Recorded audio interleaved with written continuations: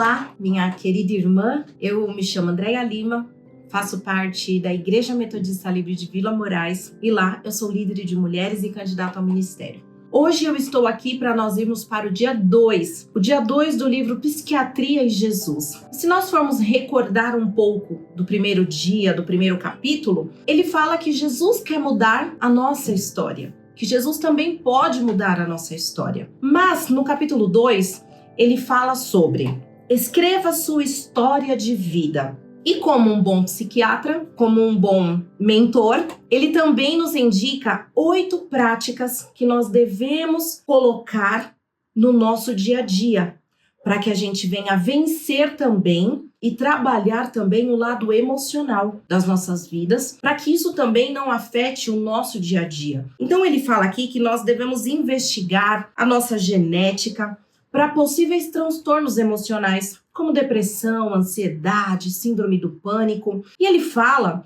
para nós podermos fazer isso, para ter uma saúde emocional saudável, que nós devemos buscar esse histórico familiar. Então nós temos que abordar a genética, saber se na nossa família, os nossos pais, os nossos avós já sofreram por alguma coisa desse tipo, para que também nós possamos investigar e antes mesmo de ter qualquer coisa, porque isso não significa que você terá, mas antes mesmo de ter algo, já ser investigado e ser acompanhado, para que a sua saúde emocional possa estar perfeitamente ligada também com a sua saúde espiritual. E nessas 8 práticas que ele deixa, a primeira prática é dica de psiquiatria.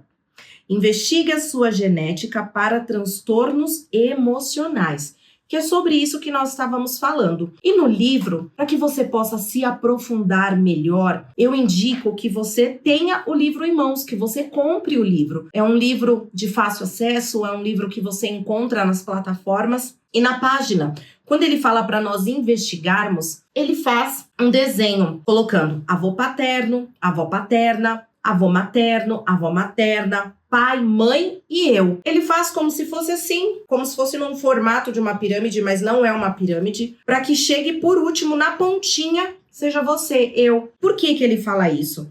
Porque aqui ele está falando para a gente usar em escrever os nomes, os parentes, tudo aquilo que já possa ter tido algo, para que você também fique blindado desse momento, o qual você possa passar ou está passando e ainda não abriu seu coração para ninguém, ou para que você possa prevenir algo no futuro. E na próxima, quando ele fala da prática 2, que é lembranças da sua infância. Um dos primeiros passos que ele dá é o seguinte: para a sua cura das emoções, é saber que a nossa própria história, às vezes, os nossos pensamentos divagam e não conseguimos expressar em palavras, o que ainda nos machuca.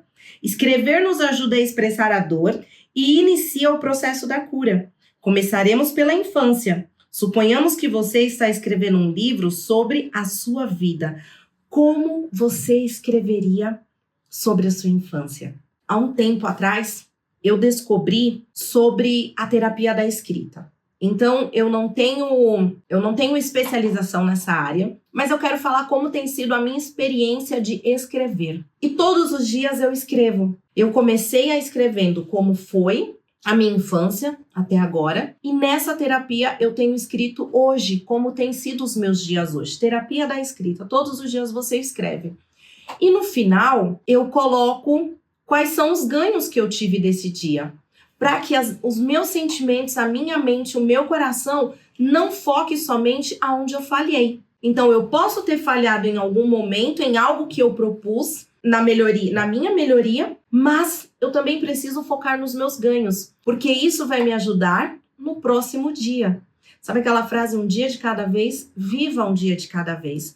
E você praticar a escrita é muito importante. Mas antes de você praticar a escrita, traga as lembranças da sua infância e escreva. Na prática 3, ele fala assim: eu tô lendo na íntegra para que não fique nenhuma sombra de dúvida para você. Então, por isso que eu não estou somente falando. Mas ele fala assim: mensagem sem filtro para os pais.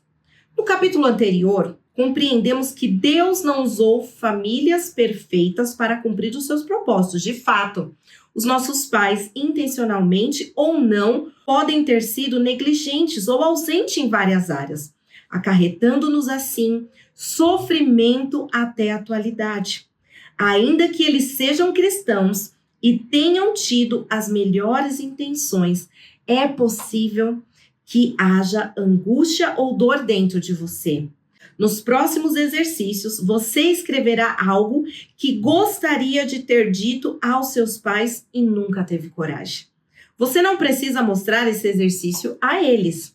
Apenas escreva o que talvez não tenha coragem de falar pessoalmente. Quando você começa a escrever, já começa também um momento de cura dentro do seu coração. Um momento de avançar mais um degrau, mais um nível. E ele fala aqui para você colocar: pai, eu gostaria de lhe dizer que. Mãe, eu gostaria de dizer que.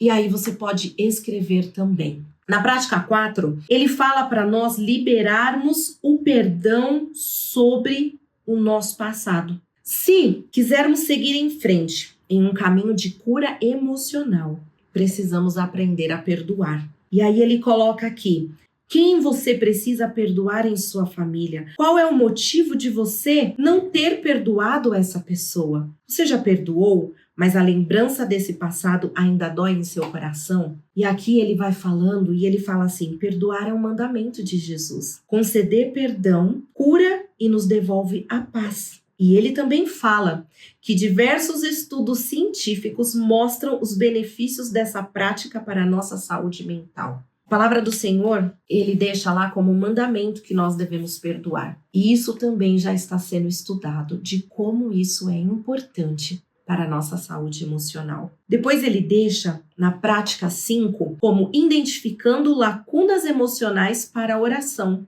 E ele deixa uma escala aqui, muito extensa, para que possa ser lida tudo. Mas alguma delas é: recebi muito carinho e afeto na infância, uma nota de 0 a 10. Minha mãe foi muito presente, uma nota de 0 a 10, se isso foi verdade ou não.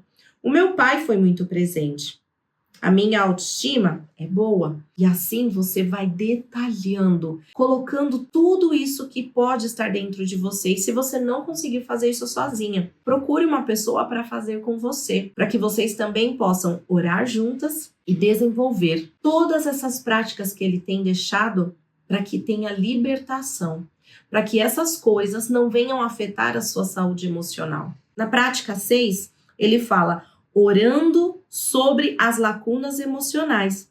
Então, sobre tudo aquilo que nós falamos das lacunas, tudo aquilo que pode estar como uma brecha para que você tenha as suas emoções abaladas, sua saúde mental não tão bem saudável, você precisa orar sobre isso. E ele fala que diante, das orações, Jesus ele sempre ouve as nossas orações. O Senhor sempre ouve. Então, escreva ou faça uma oração para que você consiga colocar para fora aquilo que tem afetado você. Na prática 7, ele deixa leituras bíblicas sobre a restauração familiar.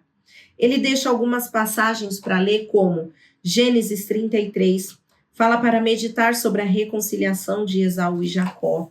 Ele também fala em Gênesis 45, ele nos mostra assim como Deus curou José do trauma familiar quando ele foi vendido pelos seus irmãos, quando ele passou por todo aquele processo. Em 2 Samuel, ele também falou como o Criador proporcionou um recomeço para Davi e Batseba, mesmo após o pecado. Na prática 8, ele nos orienta a fazer uma oração. E fazer uma oração também, ou escrevendo, e ele fala assim, ele deixa como se fosse uma oração escrita, como um exemplo: Senhor Deus e eterno Pai, sei que na tua palavra tu usaste famílias imperfeitas para cumprir os teus propósitos. Da mesma forma, vi que há diversas restaurações e reconciliações impossíveis aos homens, mas possíveis diante do Senhor. A ti apresento a minha família cheia de imperfeições, Tenho convivido com muitos problemas familiares no presente. E ele coloca assim, um espaço para você escrever que tipo de problemas você tem convivido. E ele também coloca assim, sei que o meu histórico familiar é marcado por... E aí você coloca o que tem marcado o seu histórico familiar. E nesse momento você pede para ele quebrar essas fortalezas, esses momentos, essas coisas que têm te prendido durante anos e não está te permitindo avançar. Talvez seja coisas que ainda não está nem no seu consciente, mas que você sente que tem algo que te atrapalha de avançar. Então eu te convido agora para que você também peça a ajuda do Espírito Santo, mas que também você peça ajuda de mais alguma pessoa, seja sua terapeuta, seja sua pastora, seu líder. Não permita que isso te trave por mais tempo. Avance nesse nível de escrever a sua história, mas escrever a sua história sabendo que o Senhor, ele deseja mudar a sua história. Então ele quer escrever essa história junto com você, curar o seu coração, curar as suas emoções, para que você possa avançar e crescer. E eu quero deixar, para nós encerrarmos este momento, 3 perguntas para que você também possa refletir. Quais marcas da sua infância ainda influenciam a forma como você enxerga a si mesmo e a Deus hoje? Existe alguma dor ou mágoa que você ainda carrega em relação à sua família e que precisa que seja entregue a Deus em perdão? A última pergunta é: o que você sente que Deus deseja restaurar em sua história pessoal para que você viva com mais liberdade e propósito? Esse capítulo, ele pode ser muito curto, mas ele é muito profundo. Então dedique um tempo, se você adquirir esse livro, para que você também possa ler e estudar. Mas se você não tem condições para isso, permita um tempo na sua vida, para que você consiga refletir em poucas dessas questões que eu deixei aqui, para que você possa escrever a história da sua vida, mas sabendo que o Senhor deseja mudar a história da sua vida, quebrando todas as barreiras, todas as mágoas, tudo aquilo que está no passado, para que você possa avançar.